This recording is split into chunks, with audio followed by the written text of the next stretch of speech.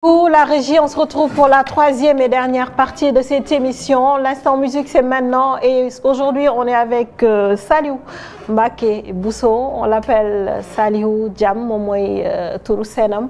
dañ koy nuyu di ko ziar bu baax a baax l'enfant de Thiès. Bonjour Saliou. Bonjour Safia, maa ngi lay ziar. noo def. maa ngi sant bu baax. tu vas bien. waaw maa ngi sant. C'était pas dur de te réveiller. Yéen artistes yeewu matin moom c'est un problème. C'est normal parce qu'on passe la nuit au studio. C'est ça, donc c'est très normal. Ça va? En tout cas, c'est un plaisir d'être invité sur ce plateau. Tout le plaisir. Di am contenté rencontrer Bamba, je l'avais déjà vu sur les réseaux. Oui. Père Mungone moom. Star la. Voilà. C'est bien, on vient de se croiser, donc c'est un grand plaisir d'être sur ce plateau. Kontaan naa et à côté de toi, c'est Fabi, c'est elle qui gère tout ce qui est cinéma instant bi nii ci plateau bi. Ñun tamit on est très très ravis de t'avoir sur ce plateau et de commencer cette émission déjà avec toi. Dañ ci kontaan lool parce qu'on va faire inchallah ci plateau bi. Ce qu'on va faire inchallah ci plateau bi mooy dénicher ay talent. Xam nga Sénégal dafa am ay talent yoo xam ne ñi ngi fi gars yi war leen a ñoŋal gars yi war leen a wane te duñ ko def. On est là à promouvoir la médiocrité, excusez-moi. Et ci côté yëpp la. Exactement. Ci côté yëpp la. Et quand on parle de musique man par exemple par rapport ak sama liggéey parce que avant may def télé je faisais de la radio laa gën a def que télé donc animation laa gën a maîtriser sax on va dire que télé. Donc moi ce sont des artistes comme lui, des artistes comme El Hadj Diouf, des artistes comme Waziz Diop, des artistes comme Obedaman, des artistes comme H2Best, des artistes comme Carlo. ñoom la ñu war a quoi kooku c'est autre chose. Ouais, c'est un mentor. C'est autre chose. Kooku c'est une histoire de mooy loolu. Ce sont ces gens-là qui font de la musique. Quand on parle de la musique, on parle de l'écriture. Balaa leneen di ñëw. Parce que musique neex na loolu les autres ils font de la bonne musique c'est vrai mais dañu toll foo xam ne il faut que ñuy yar suñu bopp ba pare ñoom ñu ñuy yaraale. C'est-à-dire quand on fait de la musique on doit véhiculer un message bu nga xam ne Safia bu ko dégloo dina mën a yaraat boppam. ak ci lu mu mën ci nekk xam nga mën nga yar sa bopp ça c'est côté amour. Parce qu'on peut être très jaloux. À la longue sa jalousie moom mooy yàq sa mbëggeel. Tu deviens toxique. mën nga yaru ci jàng mën nga yaru ci liggéey mën nga yaru ci plusieurs choses et je me dis que ñoom loolu mooy seen wàll te ku leen xamul da nga déglul seen son on n'a même pas besoin de les présenter fii nii mais valeur bi ñu leen war a jox ñoom joxuñu leen ko et malheureusement c'est à l'extérieur ñoom ñoo leen di jox valeur boobu tu les retrouves par exemple en France wala nga dem Belgique wala nga dem États-Unis wala nga dem beneen dëkk bu dul Afrique sax on va dire tu les retrouves là-bas ils sont aimés et pourtant ay Sénégalais lañ Très aimés. Très aimés. Ils sont très très aimés foofu noonu te pourtant fii. bu ñu tëggee gars mën na fees mais pas comme il se devait. Exactement. Et c'est dommage. Exactement et pourtant tu verras d'autres gens yoo xam ne bon après ils font de la musique. Mais. showbiz. ñoom merci ci show bi dañu nekk. Par exemple tey boo dégloo benn soowu Saliou. Texte bi li nga ci mën a jëlee ak mélodie bi fi mu la mën a yóbbu. bokkul ñeneen ñi nga xam ne ñoom ñooy feesal. du benn moi j'ai eu du plaisir à voir que il sera sur le plateau. Parce que de loin xaw ma la xam nga ma de loin j'ai toujours dit. Que mais pourquoi le gars il est un peu sous-coté depuis lors. Ah oui. Et pourtant il a une voix d'enfer hein. Je l'ai dit à Saliou Golden qui est aussi de Thiès. Et je lui ai dit mais yéen Thiès yéen c'est quoi votre problème vous avez des voix mais exceptionnelles.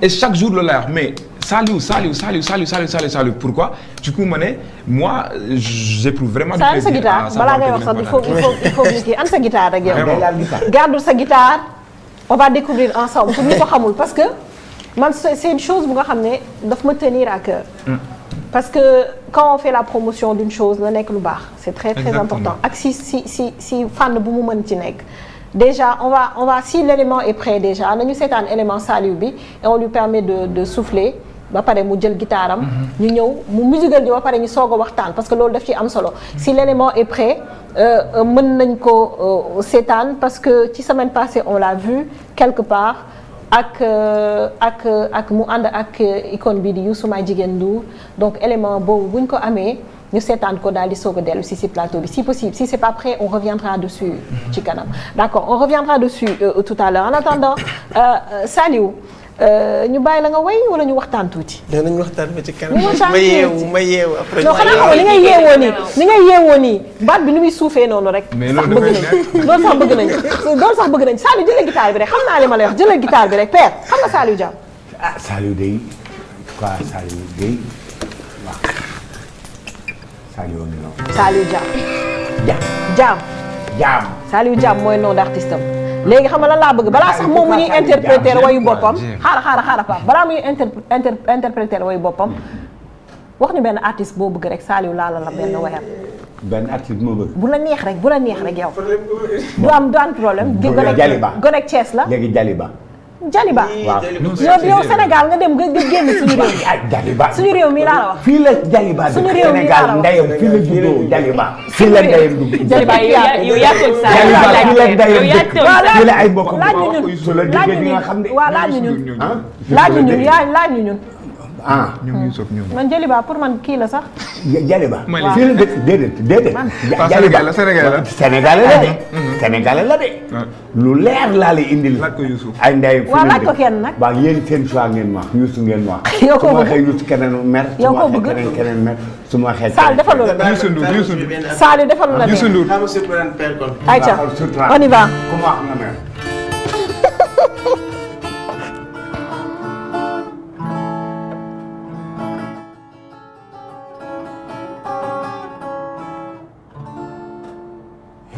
Soy un hombre muy honrado que me gusta lo mejor. Las mujeres yo me faltan, ni el dinero ni el amor. Que te ando mi caballo por la sierra yo me voy. Las recias y la luna ellos me chichan donde voy. Ay, ay, ay, ay, ay, ay, amor. Ay, mi morena de mi corazón. Ay, ay, ay, ay, ay, ay, amor. Ay, mi morena de mi corazón.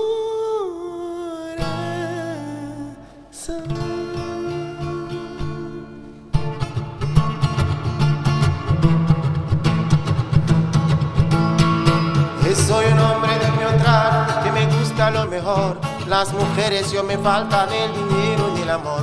Jineteando mi caballo, por la sierra yo me voy. Las resillas y la luna ellos me dicen dónde voy. Ay, ay, ay, ay, ay, amor. Ay, mi morena en mi corazón. Ay, ay, ay, ay, ay, amor. Ay, mi morena en mi corazón.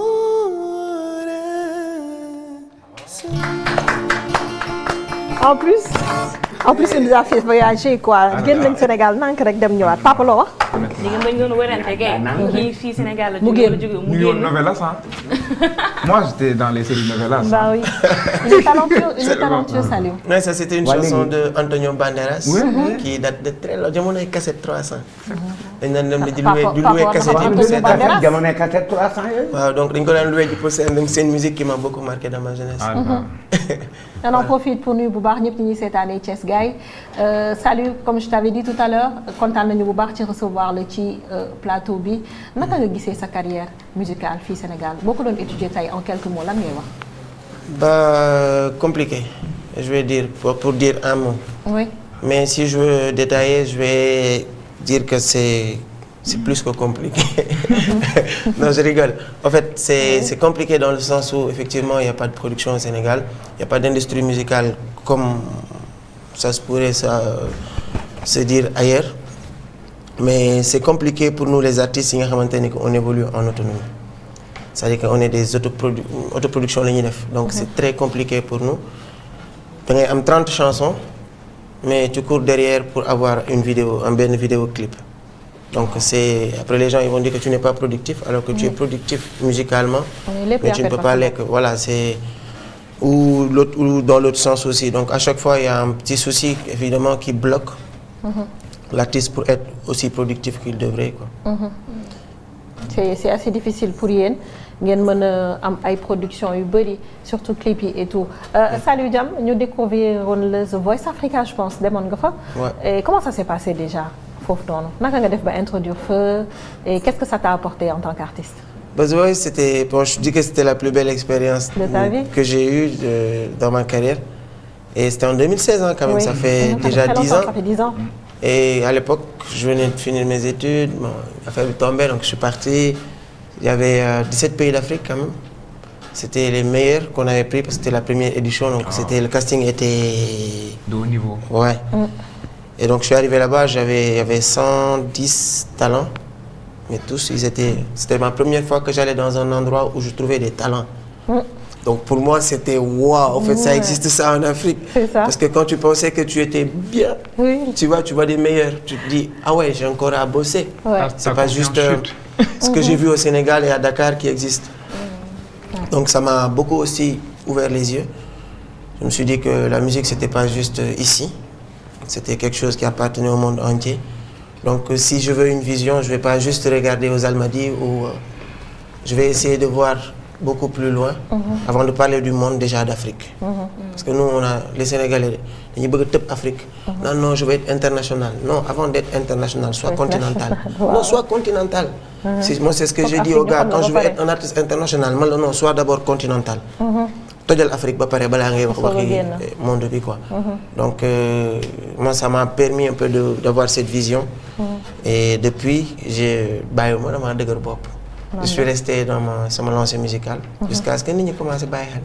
Fabi, tu as une question pour Saliou? Bon, je pense que la question que j'aurais, c'est pourquoi avoir décidé de rester dans cette authenticité? On va dire que ce soit milieu art, cinéma, chanson et tout, on sait tous de manière téléphonée lan mooy dox. Exactement. Je peux dire ça. Man aussi, je te connais de loin, damay gis affaire, mais dama gis benn authenticité boo xamante ne tu es resté ancré dedans. La moo tax ce choix, la moo tax neewoo xaama tànn, je vais pas dire le choix facile. Parce que voilà, mais la moo tax jéemoo dugg ci affaire téléphonée yoo xamante ne ça marche, des clips avec plein de fesses, etc. Voilà, pour nous parler. Tendance bi, ouais. Voilà, pourquoi pas top tendance bi? Pourquoi rester accroché à cette authenticité-là? Parce que moi j'ai des principes sur lesquels je fonctionne en tant qu'artiste. Et peut-être ces principes, ça va paraître un peu bizarre pour certains, mais moi c'est mes principes. Oui, c'est ça. C'est-à-dire que l'artiste restera toujours l'artiste, le public restera le public.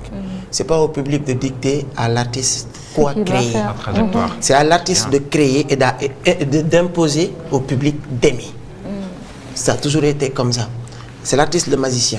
C'est lui qui vient, qui fait la magie et le public, il est émerveillé. Mais c'est pas le public qui dit à l'artiste tu dois cacher le truc ici pour qu'on soit émerveillé. Le public ne sera plus émerveillé. Il va juste adhérer sur un truc mais éphémèrement. C'est-à-dire que ça va pas être quelque chose. Moo tax léegi mënatoo nit kañ nga gëj a déglu musique jooy. Amatul. Ça n'existe plus. Da ngay déglu musique bi soit da nga koy fecc mbaa nga ni nice. Dëgg la. Mais mënatoo ko déglu que ça te procure une émotion boo xamante ne que da lay pousser ba sa que nga jooy ko. Nga déglu musique bi yoo xamoo lu lay jooyloo ci musique bi ñun bi ñu nekk xale dañ daan déglu musique indo xamuñu lu muy wax.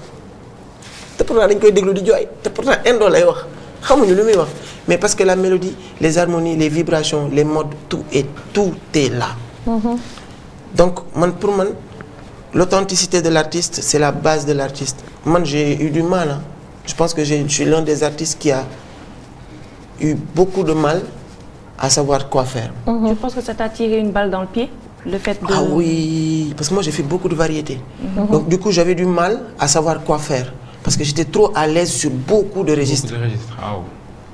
Mais trop à l'aise. Tu me fais chanter du jazz, je vais te chanter du jazz. Oui. Moi j'ai l'impression que je suis né aux États-Unis, mais dans ma tête, parce que je rentre tellement dans le rôle du jazz. Parce que, tout à l'heure j'ai entendu, parce que avant d'être un artiste, chanteur, moi j'étais un artiste comédien. Moi je fais de la comédie. J'ai fait pendant longtemps du one-man show. Hey. Ouais, où je faisais des imitations, j'imitais Yandé Cordou, James Brown, tout ça. Et je faisais beaucoup de one-man show, je regardais une scène pendant 1 heure de temps, seul. Donc ça m'a permis un peu de savoir. Et c'est avec la comédie que je me suis rendu compte que j'étais chanteur. Parce que j'avais des capacités avec mon thème vocal que je ne pouvais pas rester que comédien. Je me suis dit que je voulais faire un truc un peu plus sérieux parce que j'ai des capacités.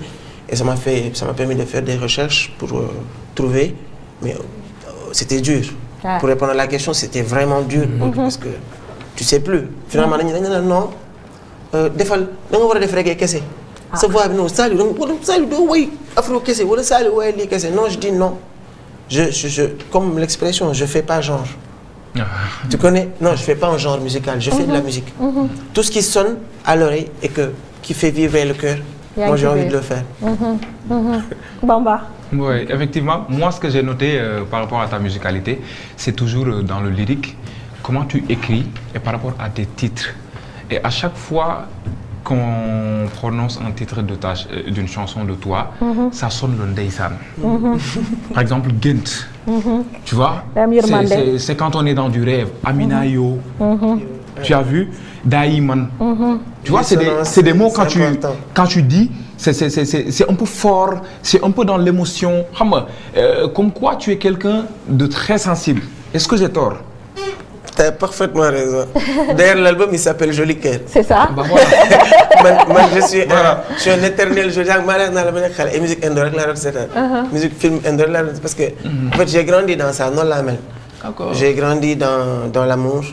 Je peux te dire, j'ai grandi avec mes parents, ils sont toujours ensemble. Mon père, il n'a jamais eu de deuxième femme. Donc, tu vois, j'ai grandi dans une famille. Non, pour dire mon histoire un peu.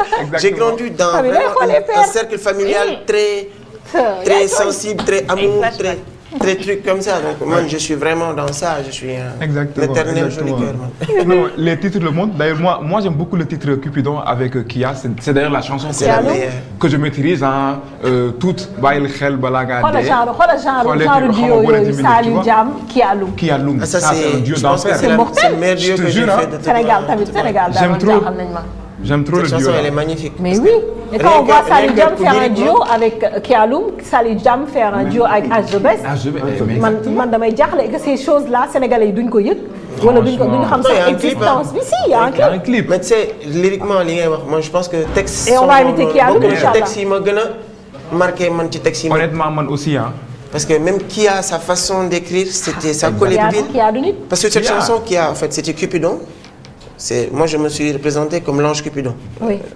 Et Kia, c'était l'être amoureux qui a été détruit et tout. Donc, il faisait un lettre à Cupidon en lui disant écoute Cupidon, man, la prochaine fois, boo may wutal góor nag ma wutal góor goo xamante ne du xool beneen jigéen man rek lay gis ay bëtam man rek la xam nga naan ko bàyyil xel balaa ngaa dee booleeti mbindeef yi yor sa flèche di fitte yow yaa doon jiit balaa nga ma signal na nga ma defal casting del nit nag ma xoolal koo xam ne su ma xoolee dafay gëlëm am na yërmande ci man ba noppi gëm maa di óorul ay nem jigéen maa ci gën del nit mbëdë mbëggeel moo lay defum jaam ñi la ko yella mënatuma kaa bay ak sama sama est-ce que mu ne bëggatuma dund lii papa doo bàyyi dund suñu moment love waaw papa Saliou waaw kii suma kiwee ba suma chanté Sophia di nga ma mën a accompagner ak sa guitare ma wayal lu neex dégg man maa koy yaay ñëw ma awul man maay way ñëw wayal ma awul ak guitare bi day am kay ñëwal ay jëlal guitare bi Saliou am nga problème maa ngi jégalu fer nga tey ma neex yow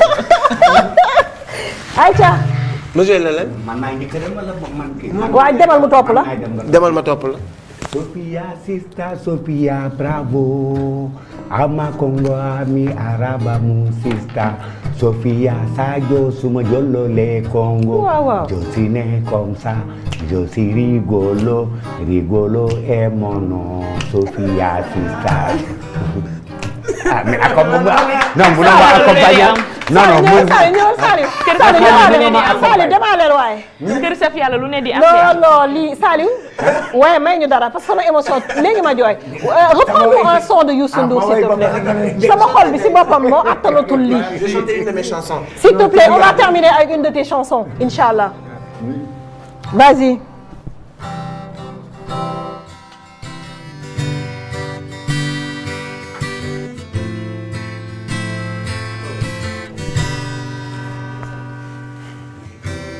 c'est ku ñu bàyyante baby jarul ñuy gaañante kon kaay ñu saafonte mbëggeel bi ñuy dund dëgg la ni yaa ko tey every time flex for you got all my time for you you have all my mind on you yeah baby saa soo kuulee ma kuul soo kuululee ma kuul te loo ma def ma muñ yeah man xawma kan yow fi nga bëgg a jëm foofu laa jëm man bañu ma ci sax ba far takk bañ lu mu metti metti du ma bàyyi ma daayiman daayiman daayiman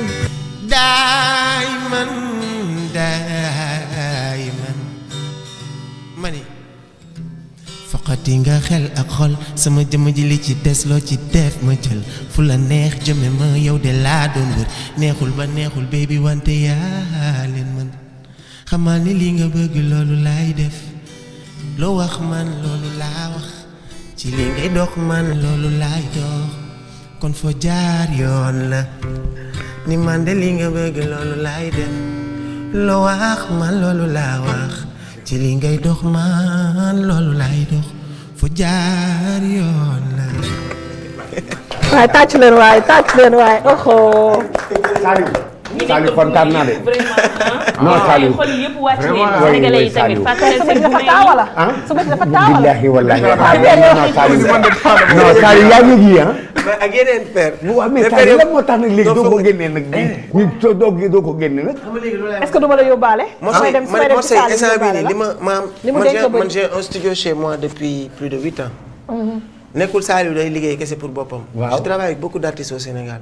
je suis un top liner à part top liner xam nga père luy top liner. mooy koo xamante ni maanaam.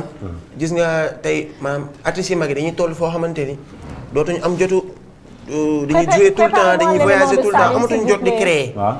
donc dañuy dem woo benn Saliou bi nga xamante ni que am na jot ba léegi. pour créer.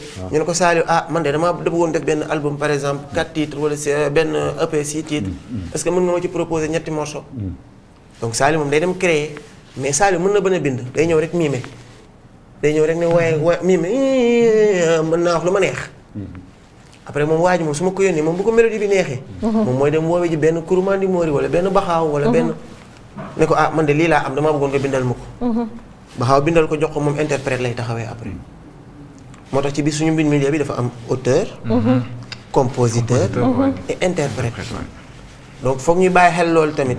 Il y a des gens qu'on voit par exemple à la télé, c'est que des interprètes. C'est ni des auteurs, ni des compositeurs. waaw mais Saliou man damaa bëgg a def dara dama fay bëgg a bàyyi loo xam ne pour sama sët yi pour ëllëg ma kii damaa bëggoon ñëw. sa baat neexul nga ne dangay way. heure boo fi bàyyi sët man Saliou yow laay waxal. heure boo bëggee ñëwal man maa koy enregistré loolu. Saliou yow laay waxal. loolu maa koy produire man. dama ne Saliou fan laa lay. du ma producteur mais yow laay njëkk a produire. Saliou fan laa lay fekk Saliou. maa ngi dëkk Mamel.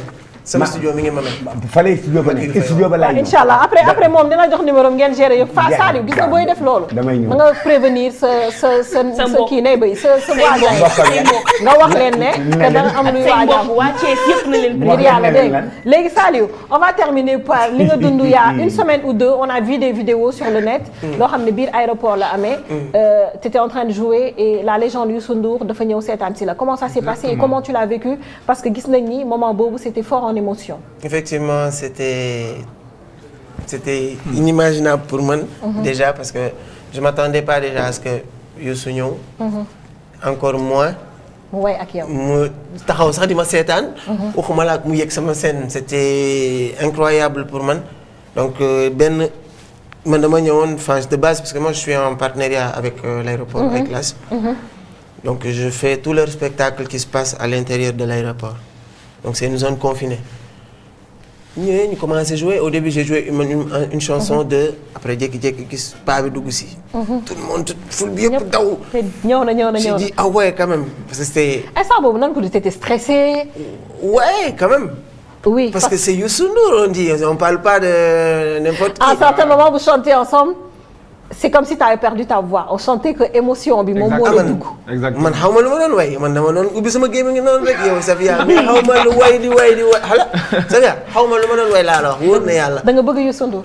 non mais c'est moi j'ai grandi avec les musiques de Youssou Ndour j'ai grandi avec Paa bi c'est une légende pour nous. ban son ngeen doon way est-ce que tu peux nous reprendre ça. lim Mame Marie Sène la woon. ñëwal.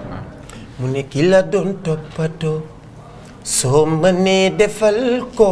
bu lépp baaxi yow laa doon gis bi ma sonne yaa ma doon diggal su ma riiri dëgg-dëgg gërëm naa la man daal fàttewuma la nëbbatuuma la man man la seen doom jee man daal fàttewuma la nëbbatuma la man la seen doom jee. loo aw ci loolu. awul rek la doon toppatoo ñëw ci loolu. sëñ Saliou. wala wuyu ma ci li ma lay dama bëgg a def dara fan laa lay fekk laa wax. sama studio Mamel Père fan la studio ba nekk. te Mamel moo la dala bàyyi leen ma man daal vraiment. yow daal yow Père woo ma yow wuyu ma yow xoolal yow sëñ Saliou dama bëgg a dóor dara. nee ma Saliou kar maa ngi ñëw. li nelaw ci man laa bëgg a yee sëñ Saliou. il faut. yow cere ji neex na rek ngeen di tànn laa balaa Saliou. ça a été un plaisir recevoir la ci plateau bi même si ça n'a pas été long. C'était un plaisir. On tenait vraiment à ce que tu viennes ici. à ce que ñu invité la à ce qu'on te laisse aussi t'exprimer lan ngay wax sénégalais yi nekk di la seetaan ak fan ngay produire d'habitude. waaw ba ce que je dis aux Sénégalais je leur dis que gars yi ñu jàppale li kii di wax sànq quoi nous sànq tu as introduit avec ça parce que nous les artistes yi nga xamante ni que peut-être on fait autre que de la musique folklorique pour pas dire le mbalax. mais dañuy teg live yëg nga lool. dañuy teg live fii ci kër pare na pour je dis folklorique pour pas dire le mbalax. il faut vraiment que les Sénégalais nous soutiennent parce que Safia. Saliou day andi ay musiciens ñu teg live. ñun dañoo war a dem Côte d'Ivoire dugg ci boîte de nuit di dégg musique sénégalaise. dëgg la dañoo war a dem Ghana dugg ci boîte de nuit di dégg musique sénégalaise. dëgg la dañoo war a dem Afrique du Sud dugg ci boîte yi di dégg musique sénégalaise. mooy yoon comme ni ñuy duggee Almadi. ñu tegal ay laas-laas. di ñu tegal ay ayoo te xamuñu li ñuy wax. ay Yoruba la ñuy làq ak leneen. ñu taxaw di ko way. et après on va te dire que barrière de langage la on n'a pas de barrière de langage on a une barrière musicale déjà dañoo bëgg a jël afro bi dugal ko suñu mbalax bi alors que mbalax bi lañu war a jël dugal ko ci afro bi. dëgg la loolu mooy problème bi. loolu mooy dëgg. foog ñu dangoo jël afro bi def ko suñu musique dugal ko ci mbalax mi. après suñu jëlee suñu mbalax bi jéem ko cee dugal. sinon tant que ñi ngi jéem a jël afro bi di ko dugal ci mbalax bi on va pas le vendre ailleurs parce que les gens ils comprennent pas le temps du mbalax ils comprennent le temps de l'afro mooy international moom ngay jël sa local insérer ko ci biir. C'est tout ce que j'ai à dire. On a envie de passer 2 heures de temps en musique avec toi inchallah fii ci Even Prod Media tout en musique ak sa orchestre bi yëpp inchallah pour chaise yi ñu toog may la nga way. parce que des gens comme toi dañ leen war a jox temps d'antenne. et loolu inchallah dañ koy liggéey ba mu mat inchallah et tu viendras faire le live ici bu soobee yàlla on le fera. merci d'être venu. merci et tu vas nous dig ñu may dara pour la fin inchallah le temps que ma tàggu sama gaay gàddul guitare gi nga may ñu lu neex lu per nara aw dégg Bamba may ko per ba wayal per après suñuy tëj bàyyi ñu tëj xaaral ma tàggoo waaw xaaral ma tàggoo pare xaaral ma tàggu Bamba sëñ Saliou ci per Mbay Ngoné waaw daan na mu ko way dama jaaxle Bamba merci beaucoup maître merci d'être passé kontaan nañu bu baax a baax ci sa teewaay ci émission bi. c'est moi qui vous remercie franchement c'est un honneur d'être là. Moi je suis toujours en plus c'est quelqu'un de gentil yow da nga baax de. je suis toujours enflammé quand ça doit parler de cinéma. Oui. Honnêtement c'est quelque chose qui me passionne, c'est ma vie. Je ne me vois pas vivre sans du cinéma. Okay. Donc je vis du cinéma, donc quand on m'appelle sur un plateau de cinéma je vis. te da ngay ñëwaat sax nag. merci beaucoup inchallah. merci beaucoup Bamba. kontaan nañu bu baax a baax. Fabi on te laisse le soin de dire au revoir. Je vous remercie, vous tous qui étaient là. Je remercie Safia. Je remercie tous les co-hôtes qui ont été là, qui ont alimenté le débat. Franchement, je pense que ce que je retiens de cette première édition, c'est que tous les arts peuvent vivre ensemble, toutes les passions peuvent vivre ensemble. ndaxte jóge nañ football, wax nañ fi lii, wax nañ cinéma, ñu ngi dugg musique. dañu baal ñu mooy suñu première émission. Si c'est pas top, c'est parce que c'est le premier. Inch'Allah. Mais non, yu gën a neex comme li mu wax mi ngi ñëw. instant yi dañuy échauffé niw nii rek. Mais entraînement physique dëggantaan baa ngi ñëw. Merci beaucoup. Fall kontaan naa de. ci lu ma ne yaa ngi ci. bilaay tur waaw lan laa lay fayee yow. non yow moom loolu ñëpp xam na gisoo ki dugg. am na ku dugg wax ko. daal na dafa kontaan ngir Père ak Sofia. am na fu ko wax léegi. ma gëstoo gisuma la damay wéet sax loolu sunu borom la. xam nga ne Père Mbaye Ngoné sans Sofia Diatta. ce n'est rien du ma tourné rien dara. ce n'est rien du ma tourné waaw fu ma taxaw loolu moom. defal nànk lii moo gën a doy waar. kontaan naa waaw ça va faire un tollé. billahi un tollé way ma bul wax dara. on se retrouve très bientôt ci yeneen yeneeni plateau mais dorénavant jàppale na tous les samedis à partir de 12h on sera là la team sera là avec Fabi ak ñëpp ñi nga xam ne dañoo war a teew ci émission bi on parlera de cinéma on parlera de sport on parlera de tout daal fii moom amul sens interdit on parlera de tout inchallah tous les samedis on prendra notre temps inchallah de vous aider yéen tamit ngeen di passer un très très bon week-end on va se dire au revoir avec Saliou merci d'être passé kontaan nañ sama mbokk ci soir bi yal na la yàlla defal jàmm bëgg naa loolu ci recevoir la ci plateau bi jaajëf mangone per mbay ngone wayna ndeysaan dëgg tollu may di mam ma cago yaay buy jàppal ma cago tollu may di mam ma cago yaay buy jàppal ma cago man dama fari woon farfaral fu doom it ma jàpp doom du am baay yaay jàppal sam sa kanga mani mënu ma jàpp doom du am baay yaay jàppal si yàggee njëriñ feeñ sabara sabara bafara ire kelen koy defee nu yaa weewa vita vita ay ire kelen koy defee nu yaa weewa vita vita